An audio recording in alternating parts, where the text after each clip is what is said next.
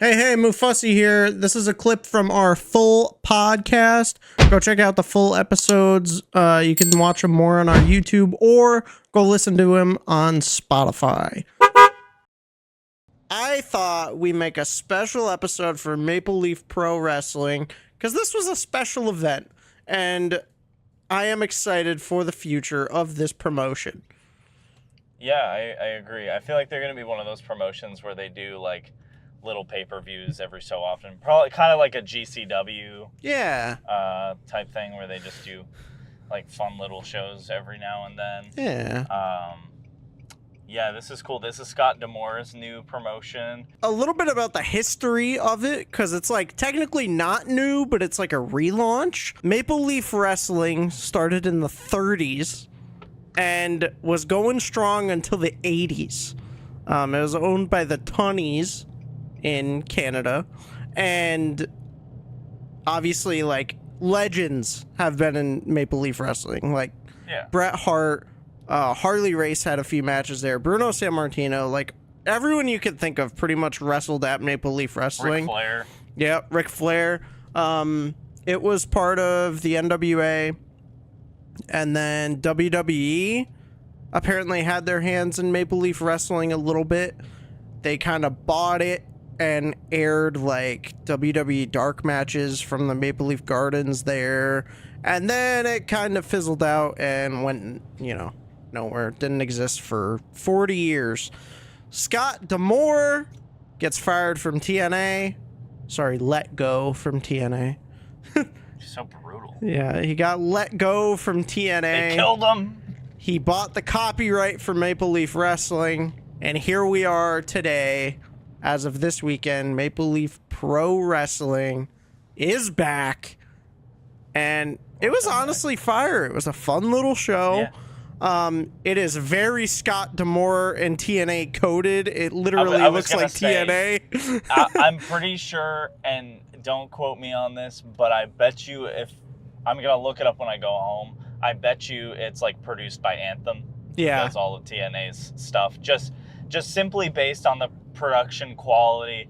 Not a dig at TNA, but TNA tends to have a lot of technical difficulties, and we did see a lot of technical difficulties on this show. Yeah, there was quite a few, and it has a look to it too. I mean, it looks the same. It literally looks like Impact. The stage setup and everything. Yeah. And, like it featured heavily featured Impact wrestlers. Yeah. So, which is great. I don't find anything wrong with it, and I'm glad Scott D'Amore still has that connection to TNA, even though he was let go. In addition, we saw a very heavy AEW influence as well, which is really cool. You're getting, and many references to WWE, obviously, including like WWE footage and stuff like that. And it was just a really cool event and meeting of wrestlers. We had of course Bully Ray versus Raj Desi, aka Jinder Mahal. We had Konosuke Takeshita versus Mike Bailey and Josh Alexander on night 2.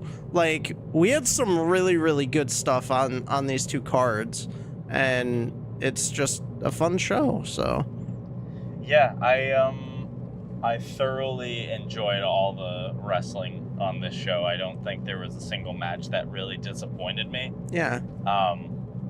Which again has always been a consistent thing to me about TNA and anything that's TNA adjacent. Yeah. So the wrestling was just super good. They did little backstage segments with Mackenzie Mitchell, who used to do stuff for NXT. They had Sam Laterna, and I really like her, and she sounds familiar. I just can't remember where I saw her, but she was in something else. Yeah, I'm not sure. Previously.